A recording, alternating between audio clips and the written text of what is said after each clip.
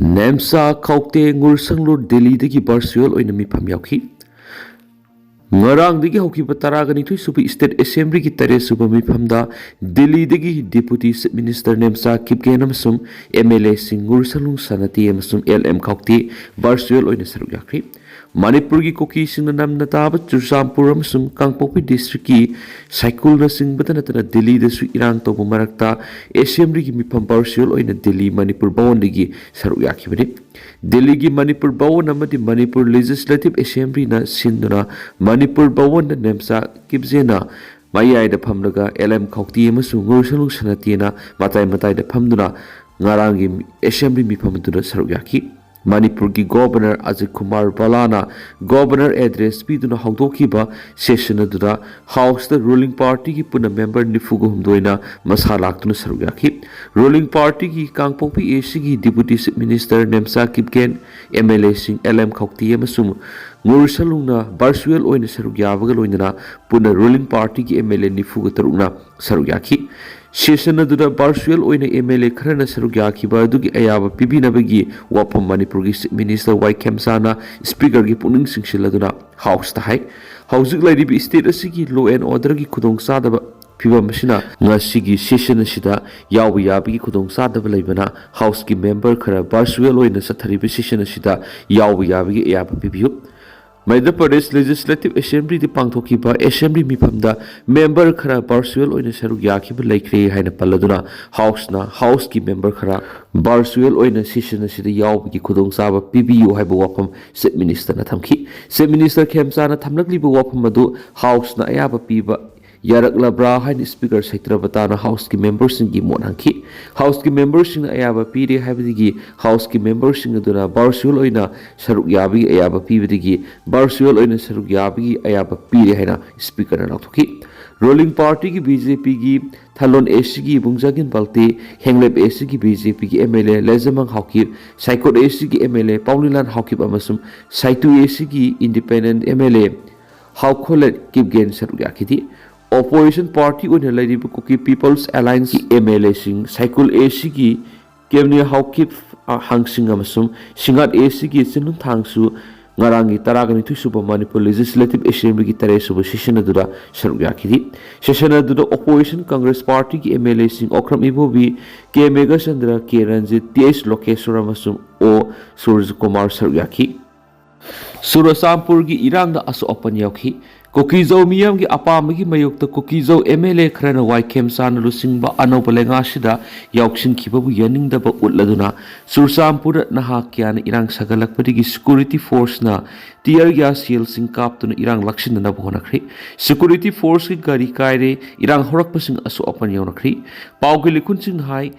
Ngarang ayuk nupi sing Sursampur gi tuibong na thulaktuna Nemsa Kipgena anawba lengak ti yauksinduna Deputy Minister gi phamlau ki loinana Sursampur AC gi MLA LM Khokti amasum di paimung AC gi MLA ngursalung sanatina anawba government gi Minister amasum Minister singgo sakloba gi tharam yauki badubu yaning da phongtokladuna nupi sing aduna khongjang sangsingkibani khongjang adura nupi ani na makhutta jerike na pairaga Madura yauriba mahi edu masara hajindana honabagi video social media sing the viral oirakhi madugi irang adu loikraba matungda ngaranu midang wairam masing yamlaba na ha sing na thulaktuna lambi da tayar mai thabana sing masatha borakhi madugi matungda irang adu hena sak thorakpaga loinana Kangshi King no lambi the irang sagalaki security force na supam da thadok thoktana ba amasung irang adu lakshin na bohona bir sauna munaraki irang adu hena kanchilakpari ki security force na hasing adu ga munaraki amasung masing yamlaba tear gas shell sing kaptana miyam adu tankhai na bonaki irang sakatli ba na hasing aduna security force na tonglakpa gari ama thongnau gi mingsel thugaki security force ng kangbu da su nungna thajinduna tanba horakpadigi security force na akan mamong na miyam adu lakshina na ba tear gas shell sing kapki paugi likhunjing hai irang sagalakli ba miyam aduna Chursampur AC gi MLA LM Khokti gi yumda thomjina na bonaki irang adu numidang athingba phau sathaki hari amaromda Imphal East District atainana leiba Kangpokpi District Wakal Singsang Pareng da leiba Mark 5 singno na nongmai sing kamnaki paugi likhunjing hai sayama Manipur da president ru lairuraba matungda ngar nahandagi Manipur anova government ama sem kiba duda Kangpokpi AC gi MLA Nemsa Kipgena Deputy Chief Minister oina saruk yakibasigi mayokta nahasingna yaningdaba phungdoktuna khongjang adu sangsingkibani. Manipur anaba government semduna wasuk laukiba matam aduda yaningdaba koki milite ni haina thajabasingna marksing takta nungmai round ahumla kapthoraki. Madugi matungda ngarang ayuk pung tararom taba matamda koki milite singna amuhana nungmai round tararom nongtakta kabraki hari. Amaramna koki MLA singna government asida yauksinkiba bu yaningdaba phungdokladuna cycle dasu miyoi khrana nemsa kipgen Ngursalung sanati amasum LM Kaukti gi mitam sing putoktuna lambi mayai da thamlaga miyamgi warem ki mayokta government na amasum MLA sing na tauki haibagi damak yaning da bak phungdokladuna mai thaki nahana Delhi da koki sing maruoina nupi sing tholaktuna Manipur bawon mamangda kholau sing lauduna nemsa kibgena government semada yauksin kibaduda yaning da bak phungdokki oirakli ba phiba masida Chusampur ngasi Pung kunga mari ki satnang tawbaga loinana khongjang sangshinana thaurang tawbaga loinana Delhi gi jantar mantar da su kuki zo furuk ki miyam na khongjang sangshinana ba thaurang tawri Deputy CM Losi Dikhona motbung na satana kuki miyam ku una dawri Manipur gi anauba Deputy Chief Minister oiraba Mau Assembly constituency gi MLA Losi Dikhona lakli bathangja numita Kangpokpi district ki motbung da satana kuki na hasing una dunu wari sanaraba yari Pauksi amaga ngarang Deputy Chief Minister unabada Losi Dikhona hai Manipur gi haujuk laidiba maite amasung koki singi muknaba marakta Deputy Chief Minister gi thaudang sinarakpa si yamna lumna lawbaga loinana miyam gi yaifanaba thabak sing lokhat ki khali Chief Minister Yumnam Khemchan gi miyeng makhada Deputy Chief Minister ama oina sinarakpa thaudang sing yenglaga ahanba oina lakliba thangsa numita Kangpokpi district ki motbung da sattuna mafam adugi koki sing unaduna wari watai sanarugi haina khalle heba wafam thamnakhi Maki Assembly constituency Maugi miyamna makpu okadabagi ngaiduna lairi heba wafam thamladuna Deputy Chief Minister na hai okadabagi ngaiduna lairabasu santi puraknabaga mari lainana Chief Minister na sinnabirakpa thaudang aduna hena maru oi haina khali Masina maram oiraga mak masagi Assembly constituency gi miyang unadringa gi mamangda motbung gi kuki miyang ga hana unanaba thaurang tawbune heba wafam thamnakhi Losi Dikhona hai miyamgi anauba lenga asina yamna daita leiba Deputy Chief Minister gi pham sinabirakpa asida singi tribal ama oina naga ama oina maite amasung kuki gi marakta leiriba muknaba asida wakhal taminaduna mauk-sagi nena taba phibam puraknanaba puksiel sengna thabak tawgani nena taba phibam laitana amadi mahok-sagi phibamda lehendana chakhotpagi lambida manglomna changsinba ngamloi haiba wafam thamladuna mahok-sagi nena taba phibamda hanjin hanba haibasina ihan hana tawgadaba thabakna haiba wafam makna thamki Manipur khundariba phuruk khudimak masa masagi phuruk ki oiba wakhal lairamgani adumanama lamdam asida communal harmony thamnanaba miyam punna tapna wakhal taminanaba honagani haina palladuna Deputy Chief Minister Losi Dikhona hai Government CMD basi miyam gidamak CMani Government na tawriba punamak miyam gini Government na puksiel singna thabak tawduna tawriba thabak sing miyam da manung mapan phawna uhanduna khangan batai leptana honaduna amaga tapna wakhal taminana honaba tai haiba wafam su thamnakhi mangona Deputy Chief Minister gi thabak sinnarakpagi matangna palladuna sinnarakli basi yamna daita leiba thabangni asawba daita si angamba thakta puksiel singna thabak to onthokna honagana khi asigumba daita leiba thabak sinarakpa sigidamak central leadership anoba miyang gi lenga ki Chief Minister maki party NPF ki lusingba singbu Losi Dikhona thakatpaga loinana ikai khumna bolakhi Studies ka takapna bada mawi siri sahi sida sikiba kungong do shuri Studies ki Bijapur district ngarang thoki ba security force nga numai kapna bagi thawdo amada mawi sama sikri hana police ta phudokre khwaidi gi dawna sikraba si tharaga satliba sahi sida state sida thoki ba tongan numai kapna bagi thawdok sing da sikiba mawi masing kungong do shuri ansu makona phundorakli Bijapur gi Superintendent of Police Zetendra Yadav na phungdorakpagi matungna numai kapnabagi thawdo ngarang ayuk pung 3 makairom tabada district sigi kha thang sarukta leiba forest area amada thokibani maknaiki akangnaba paw phangbarigi security force singna mafamdur operation chatharingaida mawi singna numai kapsilakpudurigi security personnel singna handuna kapnaki haina phongdoloduna maknaiki numai kapnabigi thawdodugi matung thawdok thokpamduda thigumbigi thabak chathabada mawis ama siduna lairamba thenakibani laikhidraba mawis adugi masak maming khangma ngamdri haina phongdoloduna SP naiki thawdok thokpamdurigi AK47 rifle amasu phangma ngamki Sursanpur irang hawkre pung kunga marigi total sadam lauthokre kokijau MLA sing boycott tawkre हंदक state असिदा अनौब लेंगाक सेमलखिबदा कोकी MLA सिंग यावसिनखिबदगी चुचामपुर अमदी कोकी ताप मफमसिंगदा इरांग होरकपगी वीडियो फुटेज किया सोशल मीडिया दा वायरल ओइनरकली सोशल मीडिया दा वायरल ओइरखिबा फुटेज सिंग अदुदा ngarang numitang wairam rally chatpa matamda Central Security Force amasung police personnel singi maikedi athingba pirakpadagi nakal ani gi marakta ungkhanaba thoktuna irang hokre lambi thingjinduna mai thaba mari Central Security Force singa du khongjang loishinwigi maikedi nungna thaduna akanba mami kaya su phuti su du ukhi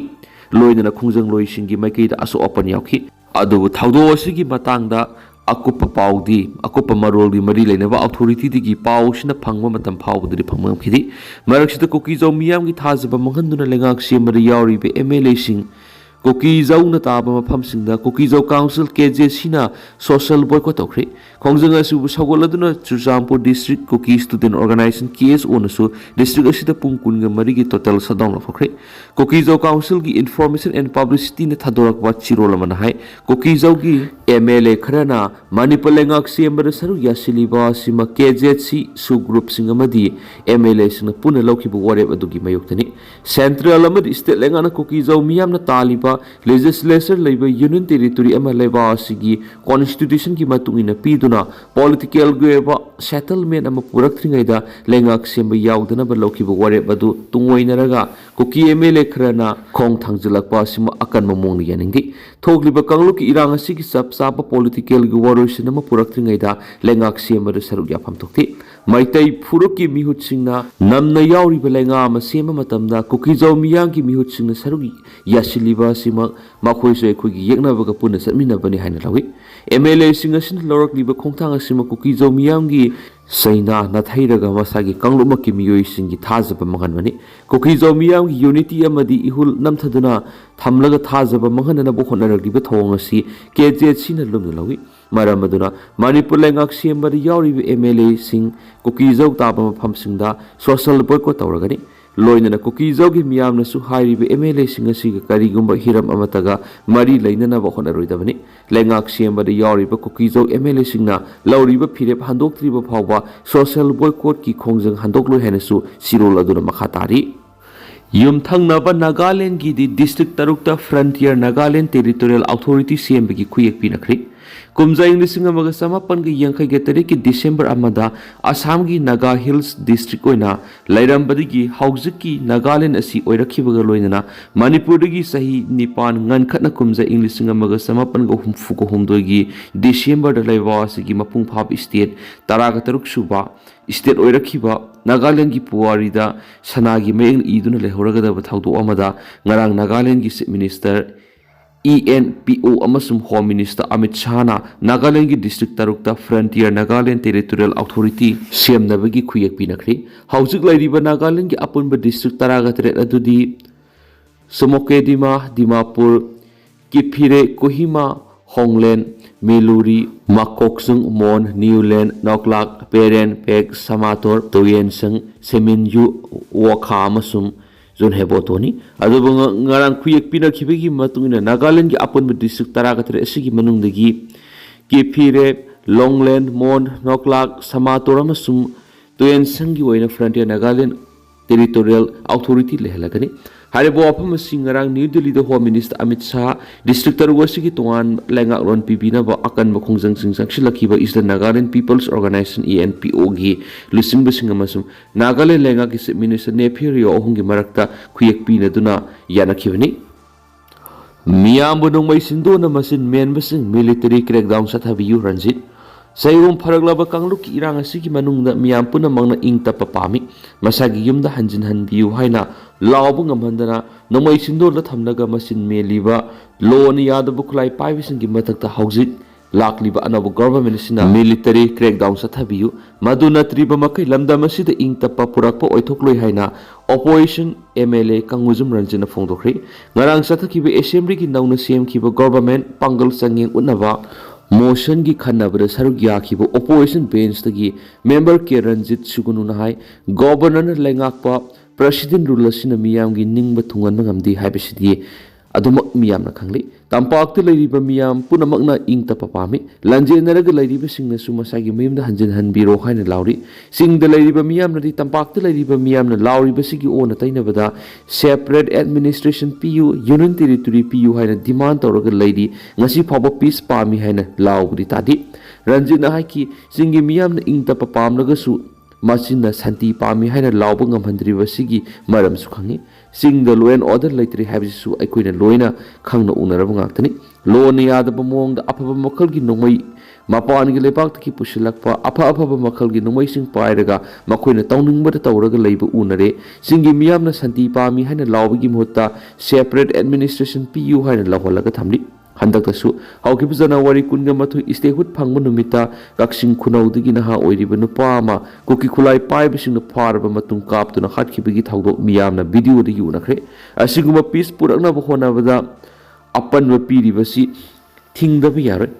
ꯑꯃꯁꯨꯡ ꯁꯨꯝꯅꯈꯛ ꯆꯤꯟꯗ ꯂꯥꯎꯕꯅ ꯌꯥꯔꯣꯏ central government ꯈꯛꯇꯅ ꯍꯥꯏꯔꯒꯁꯨ ꯌꯥꯔꯣꯏ ꯍꯥꯏꯅ Congress MLA ꯔꯟꯖꯤꯠꯅ ꯍꯥꯎꯛꯁꯇ ꯊꯝꯈꯤ ꯃꯍꯥꯛꯅ ꯍꯥꯏ ꯍꯧꯖꯤꯛ ꯑꯅꯧꯕ ꯒꯣꯚꯔꯟꯃꯦꯟꯠ ꯑꯃ ꯁꯦꯝꯕꯒ ꯂꯣꯏꯅꯅ ꯑꯅꯧꯕ ꯆꯤꯐ ꯃꯤꯅꯤꯁꯇꯔ ꯑꯃꯁꯨ ꯂꯩꯔꯤ ꯂꯣ ꯑꯦꯟ ꯑꯣꯔꯗꯔ ꯍꯥꯏꯕꯁꯤꯗꯤ ꯁ꯭ꯇꯦꯠꯀꯤ ꯁꯕꯖꯦꯛꯅꯤ ꯁ꯭ꯇꯦꯠ ꯑꯁꯤꯒꯤ ꯏꯪ ꯇꯞꯄ ꯊꯨꯒꯥꯏꯔꯤꯕꯁꯤꯡ ꯑꯁꯤ ꯈꯔ ꯇꯛꯈꯥꯏꯁꯤ ꯆꯤꯡꯗ ꯑꯣꯏꯔꯁꯨ ꯇꯝꯗ ꯑꯣꯏꯔꯕꯁꯨ ꯂꯣꯟꯅ ꯌꯥꯗꯕ ꯈꯨꯠꯂꯥꯏ ꯄꯥꯏꯔꯒ ꯇꯧꯅꯤꯡꯕ ꯇꯧꯔꯤꯕꯁꯤꯡ ꯑꯁꯤꯒꯤ ꯃꯊꯛꯇ ꯃꯤꯂꯤꯇꯔꯤ ꯀ꯭ꯔꯦꯛꯗꯥꯎꯟ ꯇꯧꯗ꯭ꯔꯤꯕ ꯃꯈꯩ ꯏꯪ ꯇꯞꯄ ꯄꯨꯔꯛꯄ ꯉꯝꯂꯣꯏ MLAꯁꯤꯡ ꯏꯁꯀꯣꯠꯅ ꯉꯥꯛꯂꯒ ꯃꯤꯐꯝ ꯌꯥꯎꯔꯕꯁꯨ ꯏꯪ ꯇꯞꯄ ꯀꯩꯗꯧꯅꯨꯡꯗ ꯄꯨꯔꯛꯄ ꯉꯝꯂꯣꯏ ꯍꯧꯖꯤꯛ ꯆꯤꯐ ꯃꯤꯅꯤꯁꯇꯔ ꯑꯣꯏꯔꯛꯂꯕ ꯌꯨꯝꯅꯥꯝ ꯈꯦꯝꯆꯥꯟ ꯃꯃꯥꯡꯗ ꯇꯧꯈꯤꯕ ꯊꯕꯛꯅ ꯑꯗꯨꯃꯛ ꯈꯪꯕ ꯉꯝꯃꯤ ꯃꯍꯥꯛ ꯊꯃꯣꯏꯁꯤꯡꯅ ꯀꯔꯤꯒꯨꯝꯕ ꯈꯔꯗꯤ ꯁꯣꯏꯗꯅ ꯇꯧꯔꯛꯀꯅꯤ ꯍꯥꯏꯕꯒꯤ ꯆꯞ ꯆꯥꯕ ꯊꯥꯖꯕ ꯂꯩ ꯃꯍꯥꯛꯅ RDNPRꯒꯤ ꯃꯤꯅꯤꯁꯇꯔ ꯑꯣꯏꯔꯤꯉꯩꯗ ꯗꯤꯄꯥꯔꯠꯃꯦꯟꯠ ꯑꯁꯤꯒꯤ ꯄꯣꯁꯠ 63 ꯂꯧꯅꯕ ꯅꯣꯡꯃꯗ ꯑꯦꯛꯖꯥꯝ ꯇꯧꯔꯒ ꯅꯨꯃꯤꯠ ꯑꯗꯨꯒꯤ ꯑꯊꯦꯡꯕ ꯅꯨꯃꯤꯗꯥꯡꯗ ꯀꯔꯞꯁꯟ ꯑꯃꯠꯇ ꯇꯧꯕ ꯌꯥꯍꯟꯗꯅ ꯊꯕꯛ ꯍꯥꯏꯗꯣꯛꯈꯤ ꯃꯗꯨꯃꯛꯅ ꯃꯍꯥꯛꯅ ꯑꯆꯨꯝꯕ ꯈꯔ ꯇꯧꯕ ꯄꯥꯝꯃꯤ ꯍꯥꯏꯕꯗꯨ ꯈꯪꯕ ꯉꯝꯈꯤ ꯍꯥꯏꯅ ꯔꯟꯖꯤꯠꯅ ꯐꯣꯡꯗꯣꯛꯈꯤ ꯁꯤꯡꯖꯃꯩ ꯀꯦꯟꯗ꯭ꯔꯒꯤ MLA ꯌꯨꯝꯅꯥꯝ ꯈꯦꯝꯆꯥꯟꯅ ꯂꯨꯆꯤꯡꯕ ꯂꯩꯉꯥꯛ ꯑꯃ ꯂꯥꯛꯄꯒꯤ ꯏꯔꯣꯏꯅꯅ ꯊꯥꯗꯧꯒꯤ ꯇ꯭ꯔꯥꯏꯕꯀꯤ ꯃꯦꯝꯕꯔ ꯑꯃ ꯑꯣꯏꯔꯤꯕ ꯅꯦꯝꯆꯥ ꯀꯤꯞꯒꯦꯟꯕꯨ ꯗꯤꯄꯨꯇꯤ ꯆꯤꯐ ꯃꯤꯅꯤꯁꯇꯔ ꯑꯣꯏꯅ ꯍꯥꯞꯂꯛꯄꯗ ꯊꯥꯗꯧ ꯏꯟꯄꯤ ꯃꯅꯤꯄꯨꯔ ꯇꯤꯝꯅ ꯑꯄꯦꯟꯕ ꯐꯣꯡꯗꯣꯛꯂꯤ ꯑꯃꯔꯣꯝꯗꯅ ꯃꯅꯤꯄꯨꯔꯗ ꯑꯅꯧꯕ ꯂꯩꯉꯥꯛ ꯑꯃ ꯂꯥꯛꯄꯒ ꯂꯣꯏꯅꯅ ꯂꯩꯉꯥꯛ ꯑꯁꯤꯗ ꯁꯧꯒꯠꯂꯤꯕ ꯉꯨꯔꯁꯂꯨꯡ ꯁꯅꯥꯇꯤ ꯑꯃꯗꯤ ꯑꯇꯩ ꯃꯥꯔ ꯀꯨꯀꯤ ꯖꯧꯃꯤ MLAꯁꯤꯡꯒꯤ ꯃꯊꯛꯇ ꯑꯀꯛꯅꯕ ꯔꯦꯗꯤꯀꯦꯜ ꯏꯂꯤꯃꯦꯟꯁꯤꯡꯅ ꯍꯤꯡꯁꯥꯒꯤ ꯊꯣꯡ ꯆꯠꯊꯔꯛꯄ ꯃꯥꯔ ꯏꯟꯄꯨꯏꯅ ꯇꯨꯃꯤꯟꯅ ꯂꯩꯊꯣꯛꯂꯣꯏ ꯍꯥꯏꯔꯤ ꯑꯃꯔꯣꯝꯗꯅ ꯖꯧꯃꯤ ꯇꯥꯕ ꯑꯦꯔꯤꯌꯥꯁꯤꯡꯗ ꯀꯨꯀꯤꯁꯤꯡꯒꯤ ꯁꯠꯗꯥꯎꯟ ꯆꯠꯅꯔꯣꯏ ꯍꯥꯏꯕ ꯋꯥꯐꯝ ꯑꯃꯁꯨ ꯐꯣꯡꯗꯣꯔꯛꯈ꯭ꯔꯦ